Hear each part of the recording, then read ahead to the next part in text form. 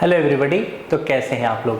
तो मैं फिर से आ गया हूं आपके सामने में और अपने आगे के लेक्चर को कंटिन्यू करने के लिए। जैसा कि प्रीवियस लेक्चर में हम बात कर रहे थे इलेक्ट्रिक चार्जेस के बारे में और उससे रिलेटेड हमने बहुत ही बेसिक बातें की थी और हमने आपको छोटे मोटे प्रॉब्लम्स भी बताए थे और कूलम्ब्स लॉ का कैसे एप्लीकेशन कर सकते हैं इसके बारे में भी मैंने आपसे बात की थी। अभी एक टॉपिक है इसी से रिलेटेड जो कि ऑब्जेक्टिव के लिए बहुत ही ज़्यादा इम्पॉर्टेंट है, उसके लिए थोड़ा सा बात करते हैं। टॉपिक का नाम है स्टेबिलिटी ऑफ चार्जेस। टॉपिक का नाम है स्टेबिलिटी ऑफ चार्ज।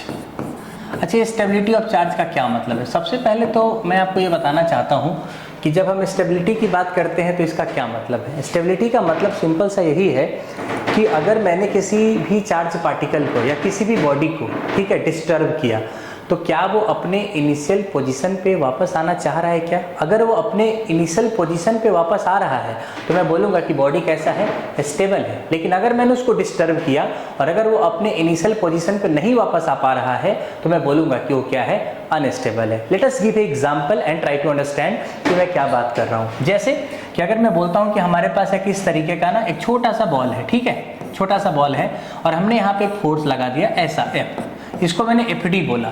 यहाँ पे जो एफडी है ना उसका मतलब है डिस्टर्बिंग फोर्सेस। क्या है मतलब? Disturbing forces. और आप सब लोगों को पता है कि अगर ये फोर्स लगा तो एग्जैक्टली में क्या होने वाला है, ये चार्ज कहीं पे निकल जाएगा और वापस दोबारा कभी भी यहाँ पे लौट के नहीं आएगा। तो कहने का मतलब है कि यहाँ पे दो तरीके के फोर्सेस हैं। एक तो डिस्टर्बिंग फोर्सेस जो आपने लगाए हैं और एक होता है रीस्टोरिंग फोर्सेस जिसको मैं एफ आर बोलता हूँ। क्या होता है? एक रीस्टोरिंग फोर्सेस। तो अगर कभी भी आपका डिस्टर्बिंग फोर्सेस जो है वो रीस्टोरिंग फोर्सेस से ज़्यादा हो गया तो सिस्टम क्या हो जाएगा?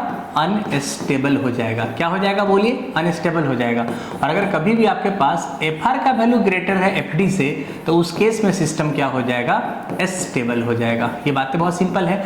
तो let us try to give a example of the stable equilibrium. तो आप उसको देखेंगे थोड़ा सा। अगर मैं स्टेबल के बारे में बात करूं तो देखिए, ये मान लीजिए कि हमारे पास एक बॉल है, ठीक है, और मैंने इसको इस तरीके से डिस्टर्ब कर दिया।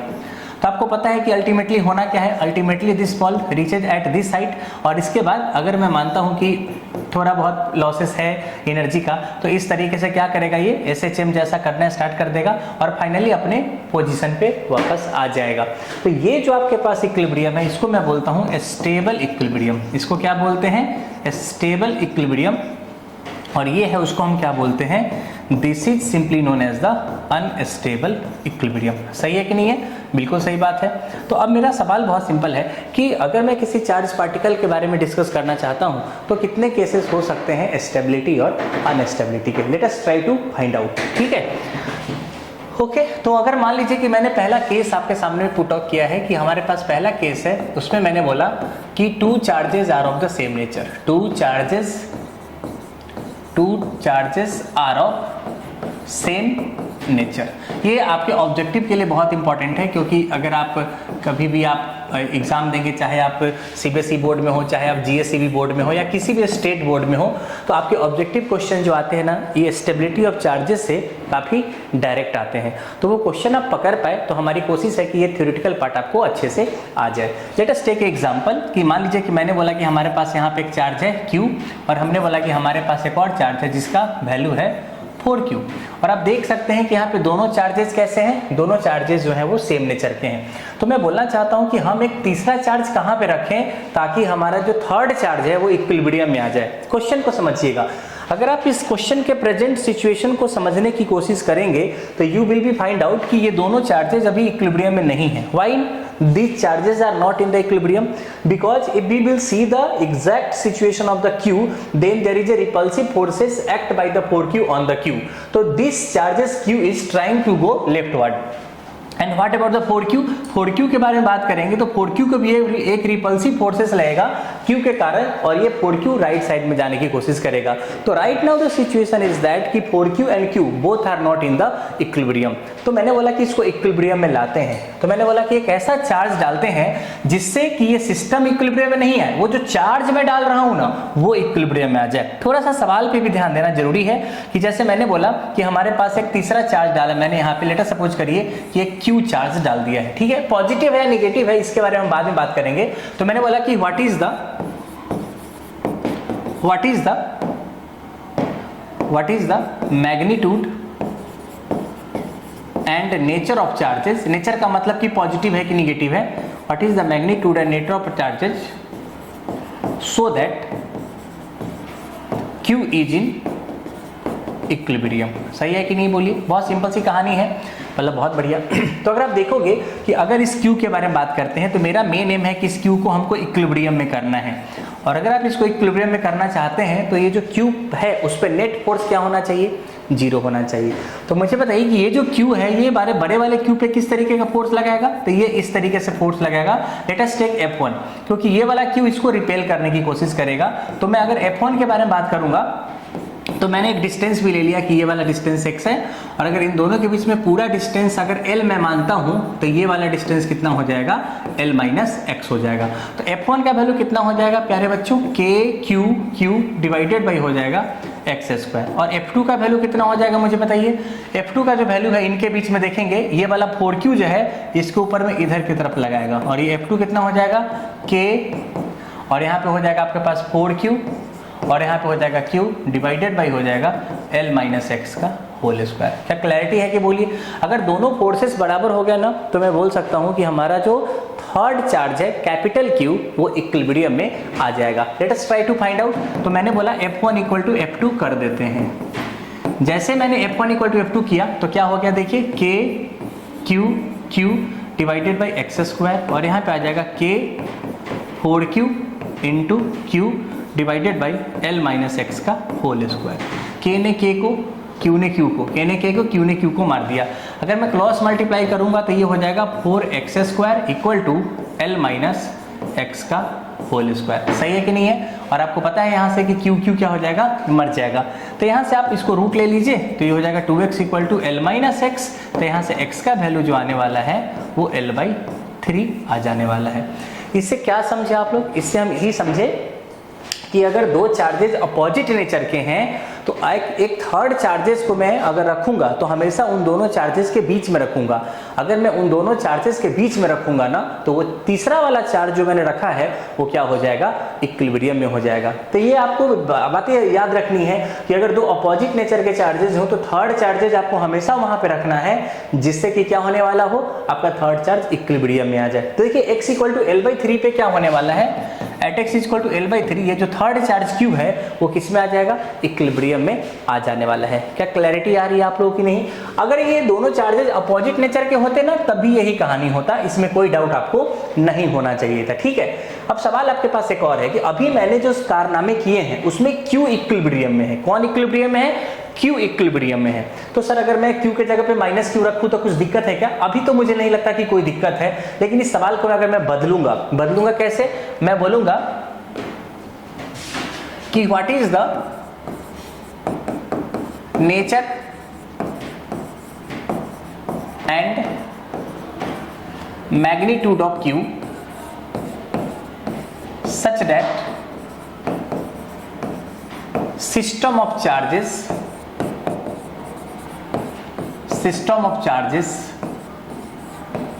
are in equilibrium। System of charges are in equilibrium. सही है क्या? तो अभी मैंने आपको बताया था कि ये कितना है, ये q है, और ये वाला कितना बोला मैंने, 4q बोला, और आपने ये भी देखा कि हमने यहाँ पे q डाल दिया था और इसके बीच का डिस्टेंस l/3 था, और अगर टोटल l था तो ये 2l/3 हो गया। इसमें कोई रॉकेट साइंस हमारे पास नहीं। लेकिन एक बात बताइए मुझे कि अगर मुझे सिस्टम ऑफ चार्जेस को इक्विलिब्रियम में करना है, अगर मुझे सिस्टम ऑफ चार्जेस को इक्विलिब्रियम में करना है तो मैं क्या करूंगा? क्या मैं बोलूं कि सिस्टम ऑफ चार्जेस इक्विलिब्रियम में का मतलब है कि ये तो इक्विलिब्रियम में रहना ही चाहिए? आपने बोला बिल्कुल सही बात है, और मैंने प्रूफ कर दिया है कि ये इक्विलिब्रियम में है l/3 डिस्टेंस पे। बाकी अगर मैंने किसी भी एक चार्ज को इक्विलिब्रियम में प्रूफ कर दिया तो बाकी का जो तीसरा चार्ज है ना वो ऑलरेडी क्या हो जाएगा, इक्विलिब्रियम में हो जाएगा। तो सोचो कि मैं इसके इक्विलिब्रियम की बात करता हूं तो इस पे फोर्स क्या लगेगा। सोचिए कि अगर ये Q प्लस होता, लेट अस सपोज करें कि प्लस होता, तो इसके कारण इस पे क्या रिपल्सिव फोर्सेस लगता, बिल्कुल। और अगर ये 4Q है तो इसके कारण भी इस पे रिपल्सिव फोर्सेस लगता। इससे पता चलता है कि Q पे दोनों चार्जेस के कारण रिपल्सिव फोर्स लग रहा है। दैट्स वाई कि अगर इसका नेचर प्लस हुआ तो small q is never going to be in the equilibrium, ये कभी भी इक्विलिब्रियम में नहीं आ सकता है। इसके लिए मुझे इसके साइन को बदलना पड़ेगा, मतलब यहाँ पे मुझे निगेटिव चार्ज रखना पड़ेगा। जैसे ही मैंने निगेटिव चार्ज रखा और now we are going to see the forces on the small q, तो इस पे जो फोर्स लगेगा एक लगेगा F1 और इसके कारण इस पे फोर्स क्या लगेगा F2। अगर दोनों F1 F2 बराबर हो गए तो मैं बोल सकता हूं कि Q भी इक्विलिब्रियम में है और ऑलरेडी आपके पास कैपिटल Q इक्विलिब्रियम में था ही, तो पूरा सिस्टम ऑफ चार्जेस क्या हो जाने वाले हैं, इक्विलिब्रियम में हो जाने वाले हैं। चलिए F1 निकालते हैं, तो इनके बीच में F1 अगर रहेगा इनके बीच में तो क्या लिखेंगे K Q और यहाँ पे हो जाएगा Q और डिस्टेंस आपके पास है L/3 का होल स्क्वायर इक्वल टू इनके बीच में बात करेंगे तो क्या हो जाएगा K इंटू क्या हो जाएगा 4Q और ये कितना हो जाएगा Q डिवाइडेड बाय क्या हो जाएगा L² हो जाएगा। बहुत सिंपल सा स्टोरी हो गया यहाँ पे। बाकी L² मर जाएगा और K ने K को मार दिया, Q ने Q को मार दिया, यहाँ भी K ने K को मार दिया, Q ने Q को मार दिया। तो यहाँ पे जो बचेगा आपके पास K डिवाइडेड बाय क्या बचेगा 9 और यहाँ पे L² मर जाएगा और यहाँ पे बचेगा 4 इंटू Q। तो जो आपके पास Q का वैल्यू होने वाला है वो हो जाएगा 4Q डिवाइडेड बाई 9। ठीक है क्या? इससे क्या समझे आप लोग कि ये जो हमारा Q होने वाला है ना वो -4Q बाई 9 होना चाहिए। इस केस में हमारा सिस्टम ऑफ चार्जेस जो हो जाएगा क्या हो जाएंगे, इक्विलिब्रियम में हो जाएंगे। तो this is a very very good problem, आसान प्रॉब्लम था, आपको चीजें समझ में आनी चाहिए। अब चलिए मैं दूसरे तरीके से सोचता हूं कि अगर मेरे पास दोनों सेम नेचर के चार्जेस हों तो equilibrium always exist in between the charges. लेकिन अगर मैं बोलता हूं कि हमारे पास दो चार्जेस हैं, जैसे मान लीजिए कि मैंने बोला कि हमारे पास एक Q है और हमारे पास लेट अस सपोज करें कि -16Q है, हमारे पास दो चार्जेस मैंने रखे हैं एंड केस 2 मैं यहाँ पे डिस्कस करने जा रहा हूँ। What is the case 2? Nature of charges are different. Nature of charges are different. और अगर नेचर ऑफ चार्जेस आपके पास डिफरेंट है तो इसको किस तरीके से हम टैकल करने वाले हैं थोड़ा देखिए। इसके बीच का डिस्टेंस मान लेते हैं कि L है। तो एक बात समझ लीजिए कि अगर आप कभी भी दो डिफरेंट नेचर ऑफ चार्जेस के बारे में बात करेंगे ना तो आप इक्विलिब्रियम तभी ला सकते हैं जब आपको चार्जेस दोनों चार्जेस के बीच में ही रखना पड़ेगा, उसके बाहर रखना पड़ेगा। ऐसा क्यों? Let us inquire about this कि मान लीजिए कि मैंने यहाँ पे एक चार्ज रखा Q, तो मैंने बोला कि इसको अगर मैंने डाला है तो ये इक्विलिब्रियम में होना चाहिए। हाँ, इसने इसके ऊपर में रिपल्सिव फोर्सेस लगाया और इसने भी इसके ऊपर में रिपल्सिव फोर्सेस लगाया। इसका मतलब है कि बीच में चार्ज रखोगे ना तो कभी भी इक्विलिब्रियम नहीं आएगा। ऐसा देखा गया है कि जब कभी ऐसा सिचुएशन होना तो हमेशा आपको चार्जेस कहाँ रखना चाहिए, स्मॉलर मैग्नीट्यूड के पास रखना चाहिए। मान लीजिए कि डिस्टेंस हमारे पास कितना है, x है और वो पहले से कितना है, L है। तो इस वाले Q पे अगर आप फोर्स देखोगे, ये वाले Q पे इसके कारण फोर्स देखोगे तो क्या रिपल्सिव फोर्सेस लगेगा क्या, और इसके कारण देखोगे अगर इस पे फोर्स तो ये लगेगा इधर के डायरेक्शन में अट्रैक्टिव फोर्सेस लगेगा। जिस टाइम पे ये दोनों फोर्सेस बराबर हो गए आप बोल सकते हो कि चार्जेस क्या है, इक्विलिब्रियम में आ चुके हैं। ठीक है, अब चलिए फोर्स देखते हैं। ठीक, कितना हो जाएगा K, इनके बीच में फोर्स हो जाएगा Q into Q divided by x² और इनके बीच में फोर्स कितना हो जाएगा K into Q into 16Q divided by L plus x का होल स्क्वायर। सही है कि नहीं है? अब K ने K को, Q ने Q को मार दिया, K ने K को, Q ने Q को मार दिया, तो यहाँ पे जो बचेगा ना ये 16x² का रूट लेंगे तो 4x बच जाएगा और यहाँ पे L प्लस x का रूट लेंगे तो L प्लस x बच जाएगा। तो यहाँ पे 3x इक्वल टू क्या बचा, L, x इक्वल टू कितना आया, L/3। इससे पता चलता है कि if the nature of charges are different then for the equilibrium of the third charges we have to put that charges nearer to the smaller magnitude of the charges and that charges must not put in between the charges। वो क्या होने चाहिए, charges के बगल में होने चाहिए। मतलब इस साइड, अगर इधर स्मॉलर मैग्नीट्यूड होता तो इस साइड। क्या बातें समझ में आ रही है क्या? इस तरीके से आपने बोल दिया कि x इक्वल टू L/3 पे इक्विलिब्रियम होगा। तो बहुत ही छोटी सी कहानी थी जो मैंने आपको बताई है। आपको हमेशा याद रखना है कि अगर दो चार्जेस के नेचर सेम है तो इक्विलिब्रियम हमेशा बीच में आएगा, और अगर आपके पास दो चार्जेस के नेचर डिफरेंट है तो इक्विलिब्रियम हमेशा जो है ना उसके बीच में नहीं आएगा, उसके अगल बगल में आएगा, और हमेशा उस चार्जेस के नजदीक आपको चार्ज रखने पड़ेंगे जिसका मैग्नीट्यूड क्या है वो छोटा है। ठीक है क्या? तो बहुत ही सिंपल तरीके से इस तरह के सवाल को आप टैकल कर सकते हैं। ठीक है, चलिए तो now we are going to discuss the next part जिसका नाम है, हम बात करने जा रहे हैं इलेक्ट्रिक फील्ड के बारे में। तो चलिए let us talk about the electric field.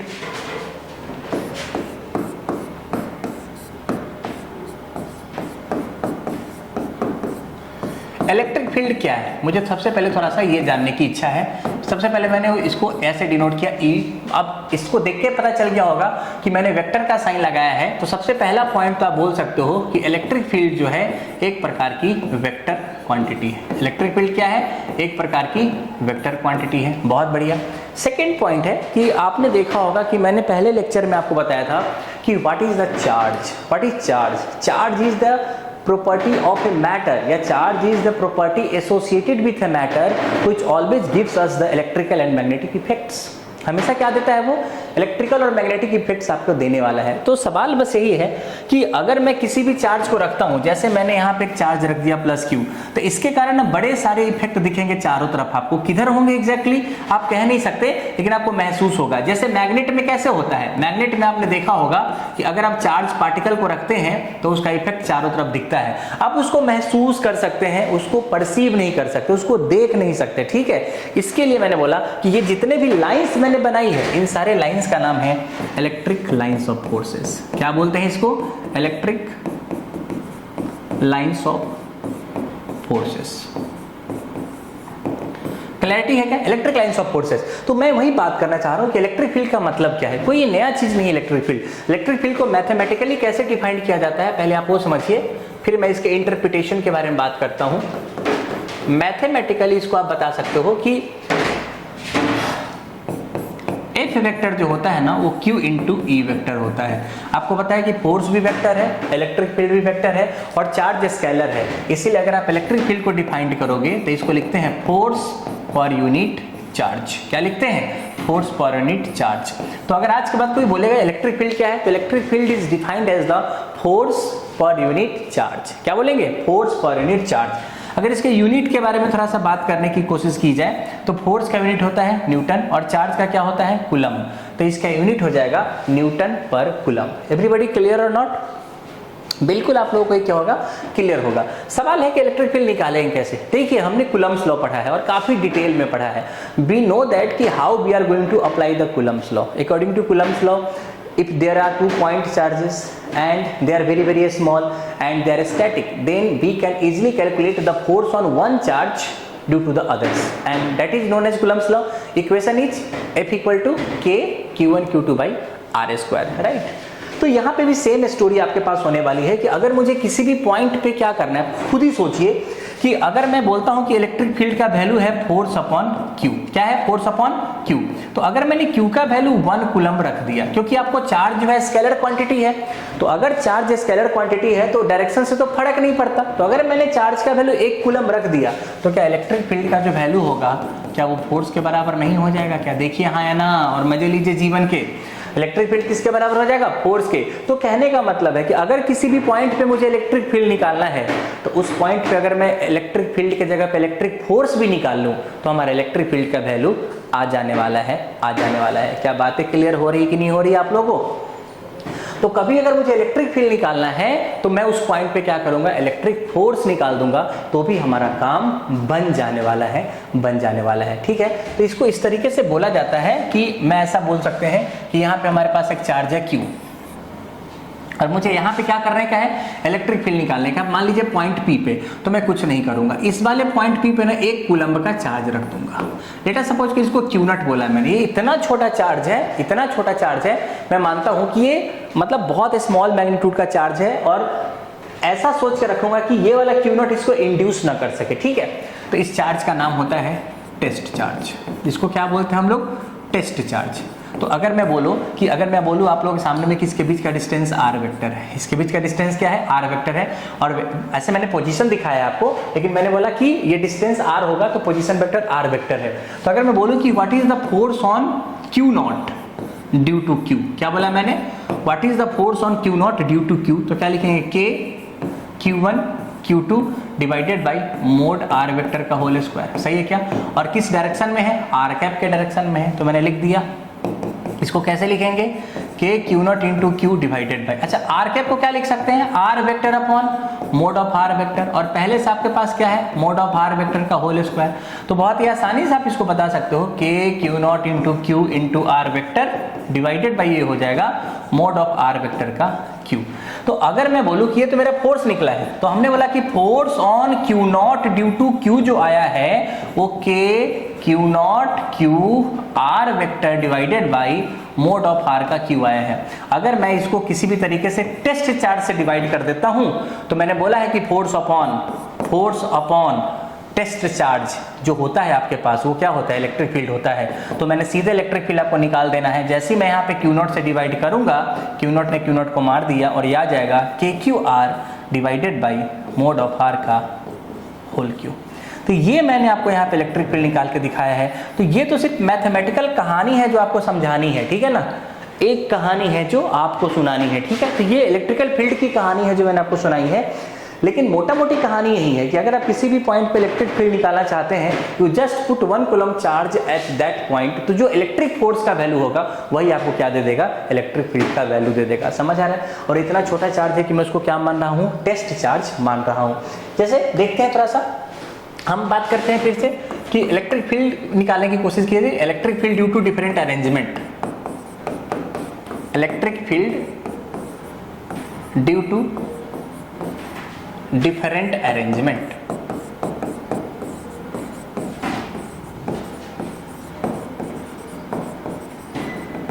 ये क्या है आप समझिएगा। सबसे पहला पॉइंट मैं आपके सामने रेज करता हूं कि मैंने बोला कि electric field due two point charge, electric field due two point charge. अब सोचिए कि मान लीजिए कि मेरे पास यहाँ पे एक प्लस क्यू है और इस पॉइंट चार्ज के कारण मुझे एक आर डिस्टेंस पे इलेक्ट्रिक फील्ड निकालनी है। तो कैसे निकालूंगा इलेक्ट्रिक फील्ड? सबसे पहले तो मैंने बोला कुछ मत करिए, यहाँ पे 1 कूलम चार्ज डाल दीजिए और यहाँ पे बोलो कि अगर 1 कूलम चार्ज है तो इसके कारण यहाँ पे फोर्स ऐसा लगेगा कि नहीं लगेगा? हाँ, फोर्स का वैल्यू क्या होगा? K Q 1 upon r square. तो अगर आपको इलेक्ट्रिक फील्ड निकालना है तो जो फोर्स आया है उसमें किससे डिवाइड कर दीजिए? बोलिएगा आप लोग, किससे डिवाइड कर देंगे हम लोग? बोलिए, जो भी आपके पास टेस्ट चार्ज का वैल्यू है उससे डिवाइड कर देंगे, ठीक है? तो आप यहाँ पे Q का वैल्यू जो भी आप रखना चाहते हो, Q नॉट का वैल्यू, तो F कितना है? K है, Q है, 1 है डिवाइडेड बाई आर स्क्वायर है, और टेस्ट चार्ज का वैल्यू आपने 1 कूलम डाला है, तो क्या हो जाएगा? KQ by r square. तो आपको नहीं लगा कि आपके पास इलेक्ट्रिक फील्ड का वैल्यू आ गया है? इलेक्ट्रिक फील्ड क्या हो गया? KQ by r square. ये देखिए बहुत सिंपल तरीके से मैंने क्या कर दिया है? इलेक्ट्रिक फील्ड का वैल्यू निकाल दिया है। तो we can easily calculate the value of electric field. तो यहाँ पे मैंने इलेक्ट्रिक फील्ड निकाला है पॉइंट चार्ज के कारण, जो हमेशा क्या होता है? KQ by r square. क्या आप लोगों को समझ पड़ा ये क्या बोला मैंने? तो बहुत ही आसान था ये electric field due two point charge. अभी कुछ ऐसे डिफरेंट अरेंजमेंट्स हैं जिसको हम प्रूफ करेंगे गॉस लॉ की मदद से, जो आप पढ़ेंगे आने वाले टॉपिक्स में। लेकिन मैं चाहता हूं कि इलेक्ट्रिक फील्ड उसका याद कर लीजिए, क्योंकि आपको बहुत काम पड़ने वाला है, ठीक है? जिसमें दूसरा अरेंजमेंट क्या है वो मैं आपको बताता हूं। सेकेंड अरेंजमेंट होने वाला है इलेक्ट्रिक फील्ड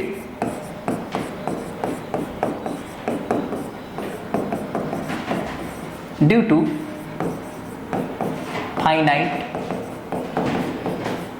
चार्ज्ड रॉड। क्या है ये? Electric field due to finite charge rod. अब सबसे पहली बात है कि मैं इसको डिस्कस करने जाऊं उसके पहले मुझे आपको डिस्ट्रीब्यूशन ऑफ चार्जेस के बारे में थोड़ा बताना पड़ेगा। तो मैं थोड़ा सा आपको डिस्ट्रीब्यूशन ऑफ चार्ज के बारे में बताता हूं।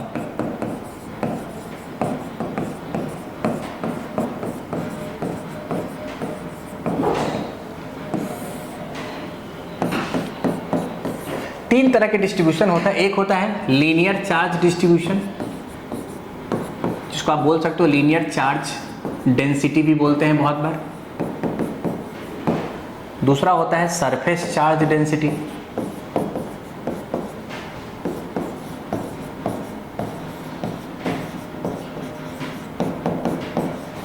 और तीसरा होता है वॉल्यूम चार्ज डेंसिटी। क्या होता है? Volume charge density. अगर आप मोटा मोटी शब्दों में देखना चाहेंगे तो इसका एक नोटेशन है जो सारे लोग यूज करते हैं, तो हम भी उन लोगों का सम्मान करते हुए वही इस्तेमाल करेंगे। इसको बोलते हैं लेमडा, इसको बोलते हैं सिग्मा और इसको बोलते हैं रो। ठीक है, इसका मतलब होता है लीनियर चार्ज डेंसिटी और लेमडा का सिंपल सा मतलब होता है चार्ज पर यूनिट लेंथ। क्या बोलते हैं इसको? लेमडा का मतलब चार्ज पर यूनिट लेंथ। अगर आप बात करते हैं सिग्मा का तो क्या लिखेंगे? Charge per unit area. क्या लिखेंगे? इसको क्यू कर दीजिए, क्या हो जाएगा ये? Sigma equal to charge per unit area. तो इसको लिख सकते हैं कूलम्ब पर मीटर स्क्वायर। ठीक है क्या? और तीसरा वाला जो आप देख रहे हैं वॉल्यूम चार्ज डेंसिटी, उसको क्या लिखेंगे? रो, और ये हो जाएगा चार्ज पर यूनिट वॉल्यूम। इसको बोलते हैं कूलम्ब पर मीटर क्यूब। मतलब कुछ ऐसा समझिए कि अगर कोई चार्ज जो है वो लीनियरली वेरी कर रहा है, क्योंकि अभी तक हम बात कर रहे थे पॉइंट चार्ज के बारे में, पर हर जगह पे पॉइंट चार्ज हो ऐसा जरूरी तो नहीं है। बहुत बार चार्ज आपके डिस्ट्रीब्यूटेड भी हो सकते हैं। तो जैसे मान लीजिए कि मैंने एग्जांपल दिया कि मेरे पास एक रॉड है, मेरे पास एक रॉड है इस तरीके से और इस पे चार्ज इस तरीके से फैले हुए हैं। This is the distributed charge. एक ऐसा चार्ज है बच्चा लोग, this is the distributed charge. तो इसको बोलेंगे कि ये लेमडा कूलम्ब पर मीटर का डिस्ट्रीब्यूशन है। इसका मतलब क्या है कि अगर ये 2 मीटर का होता ना तो मैं बोल सकता हूं कि जो टोटल चार्ज यहाँ पे है वो 2 लेमडा होने वाला था। कैसे? क्योंकि 1 मीटर में लेमडा कूलम्ब है तो 2 मीटर में कितना हो जाएगा? 2 लेमडा कूलम्ब हो जाएगा। पहली बात समझ आ रही है क्या? पर कभी कभी क्या होता है कि मेरे पास एक डिस्क है, मेरे पास क्या है? एक डिस्क। तो डिस्क में चार्जेस कैसे होते हैं? सरफेस पे डिस्ट्रीब्यूटेड होते हैं। कैसे होते हैं? सरफेस पे डिस्ट्रीब्यूटेड होते हैं। तो इस तरह के चार्जेस को हम लोग बोलते हैं sigma coulomb per metre square, क्योंकि ये अलोंग द लाइन वेरी नहीं कर रहे हैं, ये अलोंग द एरिया वेरी कर रहे हैं। और कभी कभी आप देखेंगे कि हमारे पास एक स्फीयर है जिसका नाम है सॉलिड स्फीयर। क्या नाम है जिसका? Solid sphere. सॉलिड स्फीयर का मतलब ये मैं बोलना चाह रहा हूं कि हमारे पास जो चार्जेस है ना वो पूरे सॉलिड के चारों तरफ है, वॉल्यूम वाइज है, अंदर भी बाहर भी। और ये तभी होगा जब ये नॉन कंडक्टिंग होगा। हम बाद में देखेंगे कि इसका क्या मतलब है। लेकिन अगर आपके पास इस तरह से चार्ज भरे हुए हैं तो ये चार्ज इसके सरफेस पे तो होंगे ही my dear friend, but along with the surface the charge also resides inside the body. Charge also resides inside the body और इसको बोलते हैं sigma coulomb per metre cube. यही बात है कि अगर मैं बोलूँ कि इसका वॉल्यूम 2 मीटर क्यूब है तो मैं बोल सकता हूं कि 1 मीटर क्यूब में सिग्मा चार्ज है तो 2 मीटर क्यूब में 2 सिग्मा चार्ज टोटल हो जाएगा। तो ये समझने का सिंपल सा तरीका है जो आपको हमेशा क्लियर होना चाहिए। तो इसको हम कैसा बोलते हैं? Distribution of charge. Everybody clear or not? Yes, everybody clear. तो हम यहाँ पे बात करने जा रहे हैं electric field due to finite charge rod के बारे में। सर ये होता क्या है कि मान लीजिए कि हमारे पास एक ऐसा रॉड है, हमारे पास एक ऐसा रॉड है और हमने यहाँ पे फाइनाइटली चार्ज कर दिया इसको, मतलब रॉड फाइनाइट है, मतलब उसका कुछ फिक्स लेंथ है और इस पे जो इस तरीके से क्या है? डिस्ट्रीब्यूशन है। इसका डिस्ट्रीब्यूशन है लेमडा कूलम्ब पर मीटर। कहा जाता है कि अगर मैंने इस रॉड से कोई भी r डिस्टेंस पे इलेक्ट्रिक फील्ड निकालने की कोशिश की तो लेट अस सपोज कि मैं कुछ एंगल भी लेता हूं। मान लीजिए कि एंगल आपके पास क्या है? θ2 है और ये भी मान लीजिए कि एंगल हमारे पास क्या है? θ1 है। कुछ भी ले सकते हैं, लेकिन अभी मैं इसको प्रूफ नहीं कर रहा हूं, इसलिए आपको बता रहा हूं कि अगर ये लेमडा है और ये क्या है आपके पास? r है, तो एग्जैक्टली में यहाँ पे 2 तरीके से इलेक्ट्रिक फील्ड आपके जनरेट होने वाले हैं। एक तो इलेक्ट्रिक फील्ड जनरेट होगा इस डायरेक्शन में जिसको बोलेंगे electric field perpendicular to the rod. देखिए ना, अगर इलेक्ट्रिक फील्ड इस डायरेक्शन में होगा तो ये रॉड के परपेंडिकुलर है। और दूसरा क्या होगा? Electric field parallel to the rod. Electric field parallel to the rod. दुनिया वाले ऐसा कहते हैं कि जो हमारा electric field perpendicular to the rod होने वाला है इस पार्टिकुलर केस में वो क्या हो जाएगा? k lambda by r sine θ1 plus sine θ2। जिस तरीके से एंगल रहेगा ना उसी तरीके से आपका क्या बन जाएगा? इलेक्ट्रिक फील्ड बदलेगा। और ये क्या हो गया? इलेक्ट्रिक फील्ड किसमें है? परपेंडिकुलर कंपोनेंट है इस डायरेक्शन में। और अगर आप कभी भी electric field parallel to the rod निकालना चाहते हैं तो ये फिर से हो जाएगा k lambda by r and this is going to be cos θ2 minus cos θ1। इसको याद कर लीजिएगा, उतना अच्छा रहेगा आपके लिए। जितनी जल्दी याद करेंगे उतना ज़्यादा आपके लिए अच्छा है। तो समझ आ रहा है क्या? तो ये आपके पास है electric field due to finite charge rod. अब देखिए ये θ1 θ2 कुछ भी हो सकता है, इसके और केसेस हम बना सकते हैं। अगर ये दूसरा केस मैंने लिखा आपके सामने में तो यहाँ पे तीसरा केसेस मैं क्या बना सकता हूँ? मैं अगर आपसे पूछूंगा कि electric field due to infinite rod, infinite rod का मतलब है कि उसका लेंथ बहुत ही बड़ा है, किसी पार्टिकुलर चीज़ के रिस्पेक्ट में उसका लेंथ बहुत ही ज़्यादा बड़ा है। जैसे मान लीजिए कि हमारे पास ये रॉड है और मैंने बोला कि इनफाइनाइट है। सर क्या कोई रॉड का लेंथ इनफाइनाइट हो सकता है क्या? Very good question. किसी भी रॉड का लेंथ इनफाइनाइट नहीं हो सकता है। लेकिन अगर मान लीजिए कि ये 5 मीटर का है और मेरे को इलेक्ट्रिक फील्ड यहाँ पे निकालनी है जिसका डिस्टेंस है 0.0001 mm, तो 0.00001 mm के रेस्पेक्ट में 5 मीटर तो इनफाइनाइट ही दिखेगा ना। तो ये आपके पास रेफरेंस है किसी भी रॉड को इनफाइनाइट बोलने का।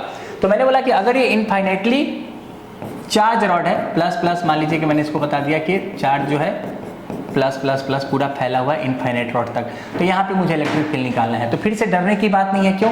क्योंकि आप देखोगे ना कि अगर मैं इसको ऐसे मिलाऊंगा तो ये थीटा आपको दिख रहा होगा और इधर से मिलाऊंगा तो भी आपको ये थीटा दिख रहा होगा। अब आपको ऐसा लग रहा होगा कि θ1 θ2 कुछ और है। गलत जवाब। θ1 90 डिग्री है और θ2 भी 90 डिग्री है। कैसे?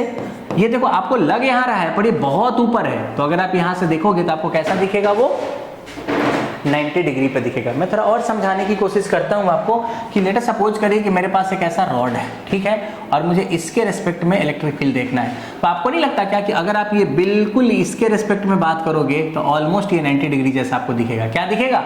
90 डिग्री जैसा दिखेगा। तो इनफाइनाइटली चार्ज रॉड के केस में अगर आप किसी भी डी डिस्टेंस है, पर वो डी डिस्टेंस हमेशा रॉड के परपेंडिकुलर होना चाहिए, इलेक्ट्रिक फील्ड देखोगे तो हमेशा θ1 और θ2 कितना हो जाएगा? 90 डिग्री हो जाएगा। तो उस केस में अगर आप परपेंडिकुलर कंपोनेंट देखोगे तो क्या हो जाएगा? k लैम्डा बाई r, और आपने क्या बोला है? sin θ1 plus sin θ2। बहुत बढ़िया। Put θ1 and θ2 90 degree and finally we get sin 90 plus sin 90। क्या हो जाएगा? 2k lambda by r। कितना हो जाएगा? 2k lambda by r। अगर मैं परपेंडिकुलर कंपोनेंट के बारे में बात करूंगा तो परपेंडिकुलर कंपोनेंट क्या है? k लैम्डा बाई r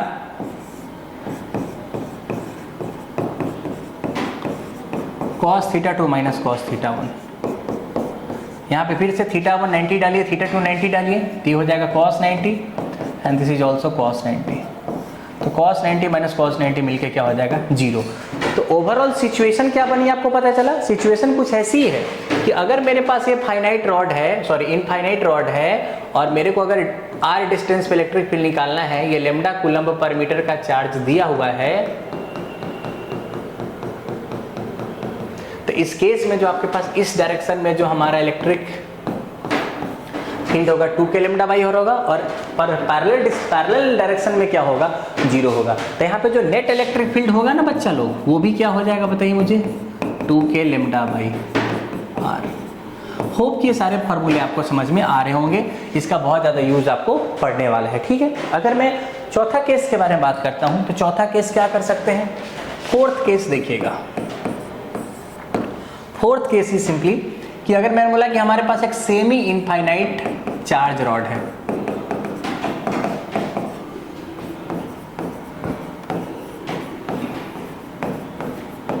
कैसा है कि मैंने बोला कि एक तरफ तो मैंने बोल दिया कि मान लीजिए r डिस्टेंस है और एक तरफ ये पूरा इनफाइनाइट तक जा रहा है। एक तरफ कहाँ जा रहा है? इनफाइनाइट तक। तो अगर आप इसको मिलाओगे तो θ1 ये है, ये θ1 कितना हो जाएगा? 90 डिग्री, और θ2 कितना हो जाएगा? 0 डिग्री। तो अगर आप यहाँ पे परपेंडिकुलर कंपोनेंट निकालना चाहते हो इलेक्ट्रिक फील्ड का, पता चला ना, एक साइड में इनफाइनाइट तक गया है और दूसरा यहीं से स्टार्ट हुआ है, तो क्या लिखेंगे? k lambda by r sin θ1, तो sin θ1 को 90 डाल दीजिए और sin θ2 को क्या डाल दीजिए? 0 डाल दीजिए। तो ये कितना हो जाएगा? k lambda by r। लेकिन अगर ये पैरेलल कंपोनेंट निकालोगे तो क्या हो जाएगा? k lambda by r cos θ2, तो θ2 0 है और cos θ1 90, cos 90 क्या हो जाएगा? 0 हो जाएगा। तो ये हो जाएगा k लैम्डा बाई r। तो आप देख सकते हो कि in this particular case either we are going to calculate the perpendicular component of electric field or parallel component of electric field. In both the cases the electric field is simply k lambda by r. Then what is the resultant electric field? अगर एक electric field इधर है, just allow me a moment, हाँ, अगर एक electric field आप देख सकते हैं कि इधर है जिसका वैल्यू है k लैम्डा बाई r, और एक मान लीजिए कि इधर है k लैम्डा बाई r, तो नेट कितना हो जाएगा? सिंपल है, आपको पता चल गया होगा, √2 k लैम्डा बाई r। तो ये आपको हमेशा क्या रखना पड़ेगा? याद रखना पड़ेगा। तो मैंने चार चीजें डिस्कस करी। पॉइंट चार्ज के कारण कितना इलेक्ट्रिक फील्ड होता है, फाइनाइट चार्ज रॉड के कारण कितना होता है, फिर मैंने डिस्कस किया इनफाइनाइट रॉड के कारण कितना होता है, फिर मैंने बोला सेमी इनफाइनाइट रॉड के कारण कितना होता है। तो ये सारे फॉर्मूले आपको ना फिंगर टिप पे होने चाहिए, ताकि जब सवाल आए ऑब्जेक्टिव में तो आप बहुत आसानी से इसको क्या कर सकते हो, क्रैक कर सकते हो। ठीक है, पांचवा पॉइंट पे आते हैं जिसमें हम बहुत इंपॉर्टेंट देखने जा रहे हैं, electric field due to charged ring. क्या देखने जा रहे हैं हम लोग, electric field due to charge ring के कारण देखने जा रहे हैं। आप सब लोग को पता है रिंग क्या होता है, अगर आपने कभी अपना प्रेशर कुकर देखा होगा तो ब्लैक कलर का ऐसा जो रहता है ना, वो रिंग जैसा दिखता है आपके पास, समझ आ रहा है क्या? अरे ये जो सऊदी अरबिया में लोग लगाते हैं ऐसे करके, ठीक है ना, उसी को रिंग बोलते हैं। तो सवाल ऐसा है कि अच्छा तुम लोग कुछ गलत मत समझो, तो यहाँ पे अगर आप देखेंगे तो यहाँ पे इस तरीके से आपके पास क्या है, एक रिंग है। इस रिंग पे मैंने क्या बोला, इस तरीके से प्लस प्लस चार्जेस आपके पास क्या है, सिचुएटेड है। देखिए सब लोग चारों तरफ सिर्फ और सिर्फ इसके पेरीफेरी पे फैले हुए हैं, क्योंकि रिंग के अंदर में तो मटेरियल होता ही नहीं है। और अगर अंदर में मटेरियल नहीं होता है तो मैंने पहले ही लेक्चर में बोला है कि charge is the property associated with matter, तो अनलेस और अनटिल नो मास एग्जिस्ट चार्ज नेवर एग्जिस्ट। तो अगर रिंग के अंदर में मास एग्जिस्ट नहीं कर रहा है तो चार्ज एग्जिस्ट करने का तो कोई सवाल ही पैदा नहीं होता। ठीक है, अब मेरा सवाल बहुत सिंपल है कि इस रिंग के कारण किसी भी डिस्टेंस पे, जैसे मान लीजिए कि मैं यहाँ से कोई ए डिस्टेंस ले लेता हूँ, यहाँ से यहाँ कितना डिस्टेंस है मेरे पास, ए डिस्टेंस है, और यहाँ पे मेरे को इलेक्ट्रिक फील्ड निकालने का है। समझ आ रहा है कि नहीं आ रहा है? तो इलेक्ट्रिक फील्ड कितना होगा, तो बहुत ध्यान से समझिए। ये वाला डिस्टेंस मैंने कितना माना है, आर माना है। मैं इसको डिराइव नहीं करना हूँ, प्रॉपर टाइम आने पे इसको डिराइव कर दिया जाएगा, लेकिन आप इसको याद रखिए कि इस केस में जो इलेक्ट्रिक फील्ड होगा ना, हमेशा एक्सिस के अलोंग होगा। क्या होगा, एक्सिस के अलोंग होगा। और जो इलेक्ट्रिक फील्ड होगा नेट अलोंग द एक्सिस, वो कितना होने वाला है, k q a upon r square plus a square to the power 3/2। सही है कि नहीं? देखिए थोड़ा सा, तो ये आपको याद रखना पड़ेगा, बहुत इंपॉर्टेंट चीजें हैं जो आपको काम आने वाली है। तो इसका मतलब क्या समझे, इसका मतलब ये समझे कि अगर मैं किसी भी ए डिस्टेंस पे इलेक्ट्रिक फील्ड निकालना चाहता हूं तो इसका फॉर्मूला क्या होगा, k q a upon r square plus a square का पावर 3/2। ए क्या है, डिस्टेंस है एक्सिस से, और ये पूरा चार्ज कितना है, क्यू है। अच्छा मैं थोड़ा चेक करता हूं कि एट ए इक्वल टू 0 कहां पे रहेंगे आप लोग, सर हम तो सेंटर पे रहेंगे। बिल्कुल सही जवाब। अगर आप a इक्वल टू 0 पे सेंटर पे रहेंगे तो क्या मैं a इक्वल टू 0 पुट कर दूं, क्या पुट करिए। तो इलेक्ट्रिक फील्ड कितना आने वाला है आपके पास, सेंटर पे, और सेंटर पे इलेक्ट्रिक फील्ड आएगा के क्यू इंटू 0 अपॉन ये, तो क्या पूरा 0 हो जाएगा। इससे पता चलता है कि चार्ज रिंग के कारण सेंटर पे जो इलेक्ट्रिक फील्ड होने वाला है वो 0 ही होने वाला है। अगर आप इसको थोड़ा फील करने की कोशिश करेंगे तो होना भी चाहिए। मैं इसको फ्रंट व्यू में बनाता हूँ, मेरे पास एक फ्रंट व्यू में ऐसा रिंग मैंने बना दिया है, और हर जगह पे क्या है, प्लस प्लस चार्जेस मैंने यहाँ पे डाले हुए हैं। क्या है, हर जगह पे प्लस प्लस चार्जेस डाल दिए। देखिए थोड़ा सा और महसूस करिए, इसको फील करिए कि क्या चल रहा है ये। डन। और यहाँ पे मेरे पास एक सिचुएशन दिख रहा है। अच्छा मुझे एक बात बताइए कि अगर मैं एक छोटा सा टुकड़ा काटूं चार्ज का, तो यहाँ पे मेरे को निकालना है, तो 1 कूलम चार्ज डाल दिया तो इसके कारण इलेक्ट्रिक फील्ड इधर होगा, और यहाँ पे अगर सामने सामने इसका टुकड़ा काटूं तो इसके कारण इलेक्ट्रिक फील्ड इधर होगा। अगर मैंने यहाँ पे टुकड़ा काटा तो इसके कारण इलेक्ट्रिक फील्ड इधर होगा, और अगर यहाँ पे टुकड़ा काटा तो इसके कारण इलेक्ट्रिक फील्ड इधर होगा। ये टुकड़ा काटा तो इसके कारण इलेक्ट्रिक फील्ड इधर होगा, अगर ये टुकड़ा काटा तो इसके कारण इलेक्ट्रिक फील्ड इधर होगा। मतलब आप देख सकते हो कि हमेशा इलेक्ट्रिक फील्ड क्या होने वाला है, एक दूसरे के अपोजिट होने वाला है। तो सेंटर पे तो नेट इलेक्ट्रिक फील्ड आपका 0 होने ही वाला है। अब सवाल ऐसा है कि अगर सेंटर पे नेट इलेक्ट्रिक फील्ड 0 है तो भाई साहब मैक्सिमम कहाँ पे है, बहुत ही बढ़िया। और आपको मैथ्स पता है कि अगर मैं मैक्सिमम इलेक्ट्रिक फील्ड चाहता हूं तो मैक्सिमम इलेक्ट्रिक फील्ड क्या करेंगे, DE डिवाइडेड बाई। अब देखिए क्या मैं आपको बता सकता हूं क्या कि ए डिस्टेंस जैसे जैसे बढ़ रहा है वैसे वैसे इलेक्ट्रिक फील्ड का वैल्यू भी बढ़ रहा है। तो अगर मैं DE बाई DA कर दूं तो आपका 0 आ जाएगा। और जब 0 करेंगे ना इसको तो आपको पता चलेगा कि जो आपके पास A का वैल्यू है वो प्लस माइनस r/√2 आता है। प्लस माइनस r/√2 का क्या मतलब है कि r/√2 पे और माइनस r/√2 पे जो इलेक्ट्रिक फील्ड होने वाला है वो क्या होने वाला है, मैक्सिमम होने वाला है। क्या होने वाला है, मैक्सिमम होने वाला है। ठीक है, तो यहाँ पे आप देख सकते हो कि अगर मैं यहाँ पे थोड़ा सा आपके लिए बताऊं, इसका ग्राफ अगर मैं आपके लिए ड्रॉ करूं रिंग का, तो देखिए किस तरीके से ग्राफ ड्रॉ कर सकते हो। मान लीजिए कि आपके पास यहाँ पे एक रिंग है, ठीक है, तो इलेक्ट्रिक फील्ड किस तरीके से देखेंगे, यहाँ पे सेंटर है तो सेंटर पे इलेक्ट्रिक फील्ड क्या हो गया है 0, और एक आपके पास है r/√2, ये r/√2 मैंने बना लिया है, और एक क्या है यहाँ पे -r/√2। तो मुझे पता है कि अगर चार्ज रिंग से बहुत दूर चला जाए, जैसे मान लीजिए कि मैं चलते चलते इनफाइनाइट डिस्टेंस पे चला जाऊंगा, और इधर भी मैं चलते चलते अगर इनफाइनाइट डिस्टेंस पे चला जाऊंगा, तो इनफाइनाइट डिस्टेंस पे हमारा electric field almost tending to 0 हो जाएगा, और सेंटर पे ऑलरेडी 0 है, तो सोचो कि सेंटर पे 0 और इनफाइनाइट पे 0, तो बीच में कहीं मैक्सिमम आना चाहिए था, बिल्कुल सही बात है। तो दिख भी रहा है कि r/√2 पे मैक्सिमम आएगा। आप डिफरेंशिएट करेंगे यही आएगा। तो कैसे बनाएंगे देखिएगा, यहाँ पे इस तरीके से बनाएंगे, और देखिए ये थोड़ा सा और गंदा सा लग रहा है, थोड़ा और अच्छा करता हूँ, रुकिए। देखिए दोबारा से देखिए थोड़ा, हाँ यहाँ इस तरीके से बनाते जाएंगे, और ये करते करते कहाँ चला जाएगा, इलेक्ट्रिक फील्ड इन्फिनिटी पे जाके 0 हो जाएगा, और यहाँ पे जो इलेक्ट्रिक फील्ड आपके पास है वो क्या होने वाला है, मैक्सिमम होने वाला है। मतलब मैग्नीट्यूड वाइज मैं बोल रहा हूँ मैक्सिमम होने वाला है। उसी तरीके से यहाँ पे इलेक्ट्रिक फील्ड क्या होने वाला है आपके पास, मैक्सिमम होने वाला है, और ग्राफ बिल्कुल इसी तरीके से चलेगा, ये देखिए, ठीक है क्या। और यहाँ भी इलेक्ट्रिक फील्ड आपके पास क्या होने वाला है, मैक्सिमम वैल्यू देने वाला है -r/√2 पे।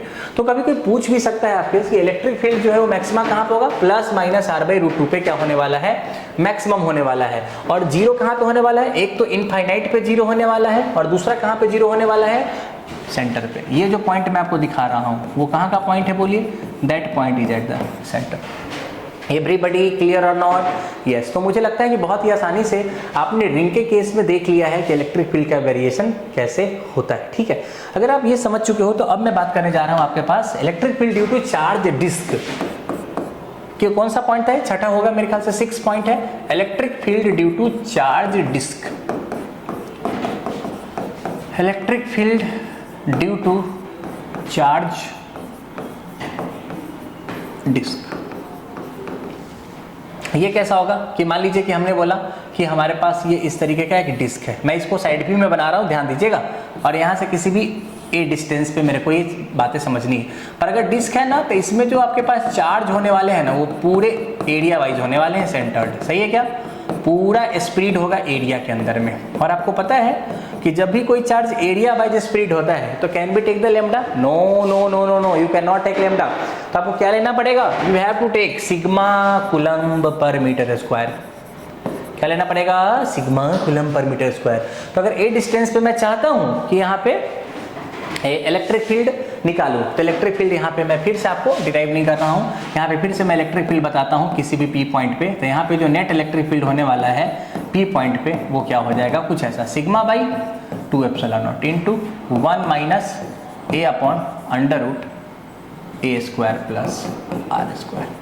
ध्यान से देख लीजिए, और ये जो रेडियस है वो क्या मान रहा हूँ मैं, radius of this disc is simply r, जो कि क्या है, कांस्टेंट है। तो क्या लिखा मैंने, sigma by 2ε0 1 - a/√a² plus r²। Now again अगर मैं बात करता हूँ कि यार एक बात बताइए मुझे कि नेट इलेक्ट्रिक फील्ड अगर मैं बोलूँ सेंटर पे कितना हो जाएगा, तो फिर से आप क्या बोलोगे, बोलिए, ए का वैल्यू क्या डाल देंगे, 0।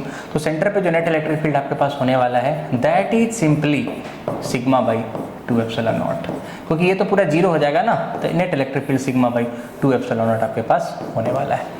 क्लैरिटी है कि नहीं, बोलिए आप लोग। तो ये छोटी छोटी सी चीज़ें जो है आपके पास हमेशा क्या करेगी, बहुत ज़्यादा काम करने वाली है, विदाउट एनी डाउट। समझ आ रहा है मैंने क्या किया, सिग्मा बाई 2ε0। अब मैं अगर ए डिस्टेंस पे पूछना चाह रहा हूँ आपसे, तो ए का वैल्यू 0 डालेंगे ना, तो नेट इलेक्ट्रिक फील्ड आपके पास क्या आ जाएगा, सिग्मा बाई 2ε0 आ जाने वाला है। तो ये छोटी छोटी से फॉर्मूले हैं जो आपको हमेशा इलेक्ट्रिक फील्ड के केस में क्या करने होंगे, याद करने होंगे। अभी थोड़ा बात करते हैं हम लोग कि ये जो इलेक्ट्रिक लाइन्स ऑफ फोर्सेस है उसकी प्रॉपर्टीज क्या है, समझ आ रहा है क्या। मैं डिस्कस करने जा रहा हूँ properties of electric lines of forces. ये बोर्ड्स के हिसाब से बहुत इंपॉर्टेंट है, properties of electric lines of forces. Properties of electric lines of forces. अच्छा मेरी बात ध्यान से सुनिएगा। सबसे पहला पॉइंट है कि electric lines of forces originates from positive charge, originates from positive charge and terminates at negative charge.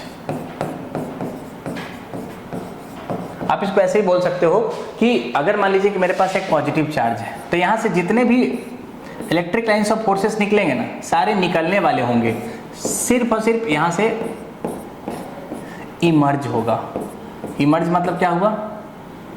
Originates होगा। ये सारे के सारे इलेक्ट्रिक लाइंस ऑफ फोर्सेस मैंने बनाए। लेकिन अगर मेरे पास एक माइनस क्यू है, तो यहाँ पे क्या आएगा? सारे इलेक्ट्रिक लाइंस ऑफ फोर्सेस आके टर्मिनेट करेंगे आपके पास, मतलब जमा हो जाएंगे। तो कभी भी निगेटिव से क्या होने वाला है? ये ऑरिजिनेट्स नहीं होगा, और कभी भी पॉजिटिव पे क्या होने वाला है? टर्मिनेट्स नहीं होगा। समझ आ रहा है क्या? तो ऑरिजिनेट्स कहाँ से होता है? पॉजिटिव से, और टर्मिनेट कहाँ पे होता है? निगेटिव से। अब खुद ही सोचिए कि अगर मैंने यहाँ पे ये पहला पॉइंट, अब दूसरा पॉइंट समझिएगा कि अगर मान लीजिए कि हमारे पास एक प्लस क्यू है और यहाँ पे माइनस क्यू है, तो मैंने यहाँ से इलेक्ट्रिक लाइंस ऑफ फोर्सेस लिया और ऐसे बना दिया, ठीक है? यहाँ से लिया और ऐसे बना दिया। समझ आ रहा है क्या? क्या electric lines of forces loop में रह सकते हैं क्या? मतलब क्लोज सर्कल में रह सकते हैं क्या? सर पता नहीं। देखो, अगर मान लीजिए कि लूप में रहते, तो आप लूप का क्या मतलब होता है कि यहाँ जैसे एक बार फिर बनाता हूँ मैं क्यू और यहाँ पे माइनस क्यू, तो यहाँ से निकला और यहाँ से यहाँ चला गया। फिर आपने बोला कि इसको लूप कंप्लीट करना है, तो यहाँ से निकला और यहाँ पे चला गया, एक लूप हो गया। बट नॉट पॉसिबल, ये पॉसिबल नहीं। क्यों पॉसिबल नहीं मेरे प्यारे बच्चों? क्योंकि आप ही ने बोला है कि प्लस क्यू से निकलेगा और माइनस क्यू पे जाएगा। ये तो सही है, बट अगर आपको लूप बनाना है तो माइनस क्यू से निकालना पड़ेगा और प्लस क्यू पे टर्मिनेट करवाना पड़ेगा, जो कि गलत हो जाएगा भाई साहब। इसलिए कहा जाता है कि electric lines of forces never exist in the close loop. ये मैग्नेटिक लाइंस ऑफ फोर्सेस के लिए वैलिड नहीं है। समझ आ रहा है कि नहीं आ रहा है? तो आप बोल सकते हो कि electric lines of forces never exist in close loop. ये दूसरा पॉइंट है, electric lines of forces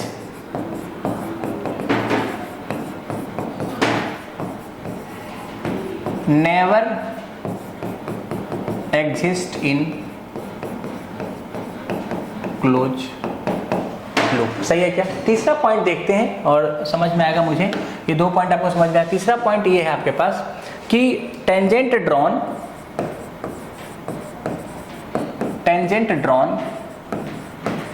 eight any point,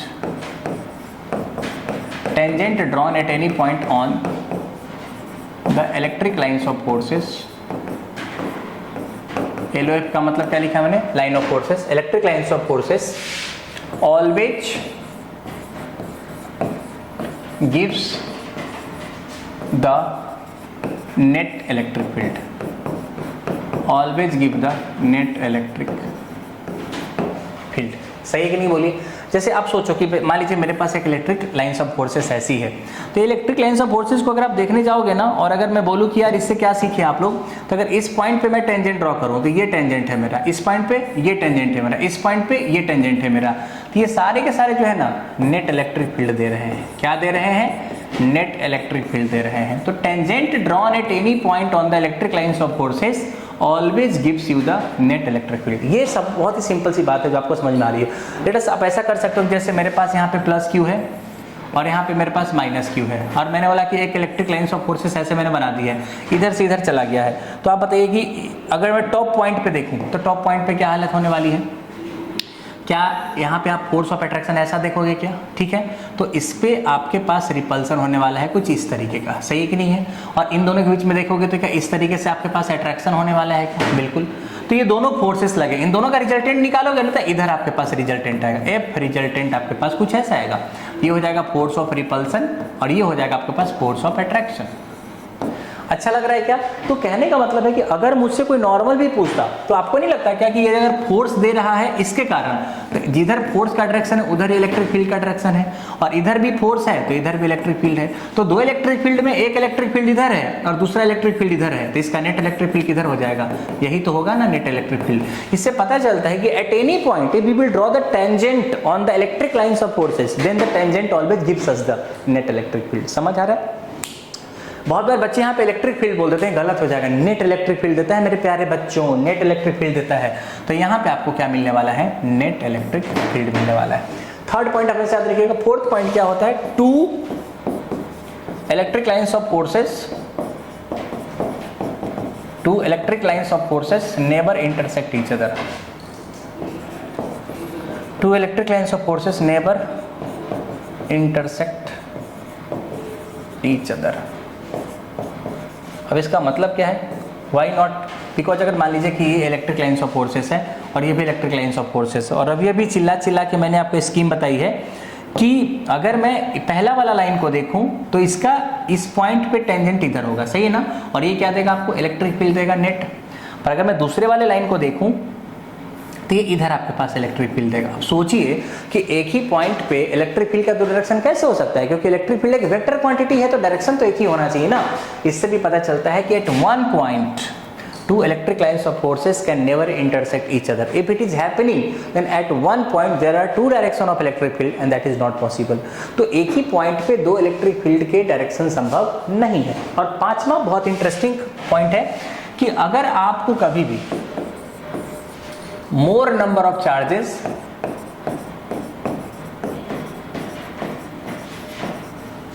is directly proportional to number of electric lines of forces.